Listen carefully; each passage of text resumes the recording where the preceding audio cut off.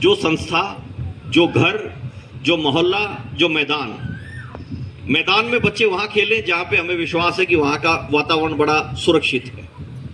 किसी के घर में बच्चे वहां हम भेजें जहां हमें लगता है कि वहां के जो बड़े बुजुर्ग हैं वो इसके माता पिता और दादा दादी के जैसे इतनी ही देखभाल करते हैं, इतना ही उनके बारे में सोचते हैं। हम किसी शिक्षण संस्थान में उसको भेजें जहां पे हमें एक ऐसे लोगों का चेहरा, वहां पे उस विश्वास को हम हासिल कर सकें कि वहां प्रिंसिपल कौन है, टीचर कौन है, कोई भी हो सकता है, वो आपसी विश्वास की बातें हैं। इसी तरह से जब हम गांव में आपके बीच में पहुंचे हैं तो मैंने समय मुकर्रर किया था 10:20 का।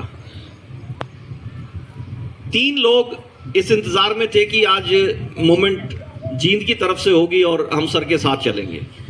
उनमें से 2 का फोन आया कि सर 10 मिनट का टाइम दे दो, हम 9:45 बजे तक तैयार हैं और आपके पास पहुंच जाएंगे। मैंने कहा जरूरत नहीं है, धन्यवाद, क्योंकि मैं 25 मिनट में हवाई जहाज नहीं ले रखा मैंने कि मैं यहां पहुंच जाऊंगा, मुझे 35 मिनट चाहिए।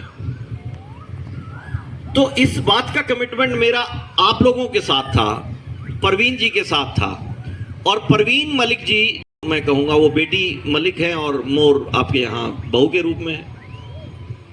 ये वो सशक्त महिला है जो उस पेरेंटिंग सेशन में जो मैडम ने इनिशिएटिव लिया, उन बच्चों को हमने मनोवैज्ञानिक परामर्श सेवाएं स्कूल स्तर पर पहुंच के दी। पहली कोशिश वहां तुरंत 15 दिन का जब हमने कहा कि विद इन 15 डेज अगर माता पिता और दादा दादी से मुलाकात हो तो ये ज्यादा लाभकारी हो सकता है, क्योंकि दोनों की बातें एकदम से ताजा हैं। उसका एक सवाल है कि मैडम, मेरी माँ अक्सर पर्दे में रहती है, बहुत सासी है मेरी माँ, बहुत सुंदर है, मतलब कुदरत ने इतना सुंदर शायद ही किसी को बनाया होगा। वैसे तो हर बच्चा अपनी माँ के बारे में यही कहता है, लेकिन उसने इतना दमदार बात की। अब वो मैडम सुमन जी जैसे, उनकी भी उत्सुकता बढ़ गई कि बेटा ऐसा क्या है आपकी माँ में जो इतनी तारीफ कर रहे हो कि बस पूछो मत, इतनी सुंदर है। लेकिन मेरे को अफसोस इस बात का है कि उस सुंदरता को कोई देख ही नहीं पा रहा। यहां तक कि मेरे पिता को भी नजर नहीं आ रही। वो काम करते हुए कहीं अंधेरा होता है, पल्लू कर रखा है, गिर जाती है, ठोकर लगती है, मेरे पिता का एक ही डायलॉग होता है देख के चलाकर कि मैडम प्लीज बताओ समाधान क्या है इसका। तो मैडम ने कहा कि बेटा पर्दा हटा दो, कि खाली मेरे कहने से तो बात नहीं बढ़ेगी। तो मैडम ने कहा पापा को यहां ले आओ, कि जी पापा है मेरे, वो नहीं आएंगे ऐसे। वो यहां भी आने के लिए जब पेरेंटिंग मीटिंग होगी ना, वो कहेंगे कि तू जा। मतलब माँ को चूल्हा चौका भी करना है, साफ सफाई भी करनी है, मेरे को तैयार भी करना है, दादा दादी की सेवा भी करनी है, पति की सेवा भी करनी है और पेरेंटिंग मीटिंग भी अटेंड करनी है। मैं इधर ये हमारे दोस्तों से, इस वर्ग से मैं अपने आप से बात कर रहा हूं।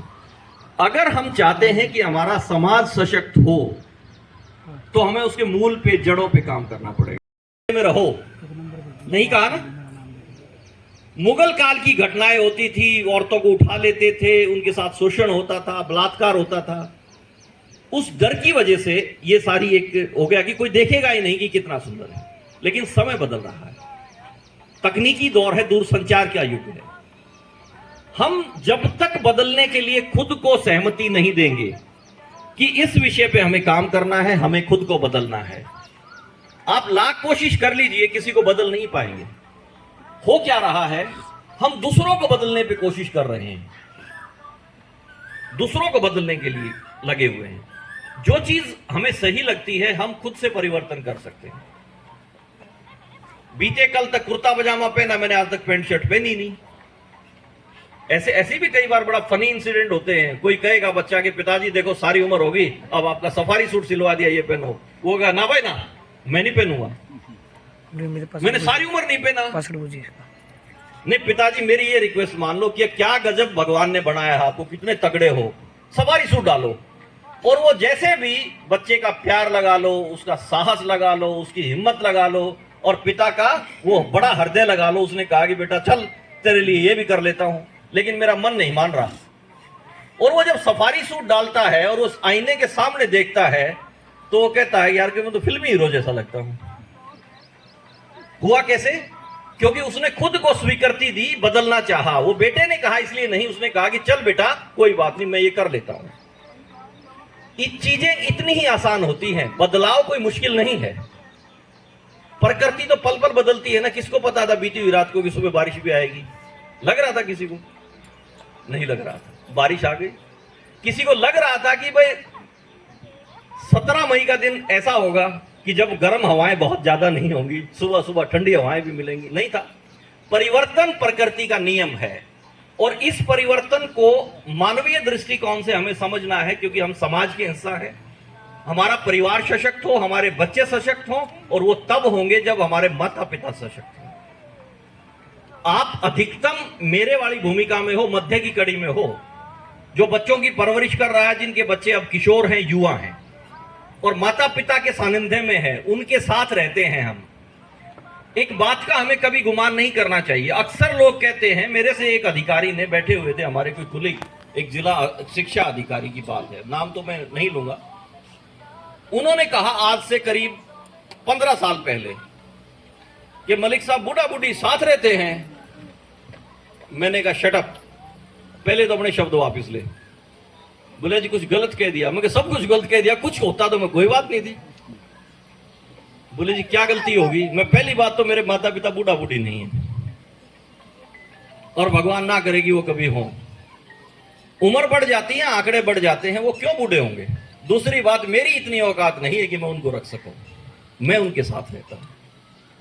ये मनोभाव विकसित करना पड़ेगा, दिखाना पड़ेगा, और ये तब रहता है इस चीज के लिए नहीं। उसका सिर्फ ये है कि उसको भी कुछ ना कुछ बात करो, उसको इन्वॉल्व करो एक्टिविटीज में। जेंडर सेंसिटिविटी बहुत अच्छी बात है, उसको कायम रखो। बच्चा जब आप समझ गए ना कि वो कह रहा है कि इसको नहीं टोकते, आपको ये नहीं कहना कि ये तो बहुत अच्छी है, तू अच्छा नहीं है, ये पढ़ती है, तू पढ़ता नहीं। कंपैरिजन नहीं करना है। कंपैरिजन तो बिल्कुल भी नहीं करती सर मैं। अब सवाल ये है ना कि मैं टोकूं क्यों, वो तो ठीक कर रही है।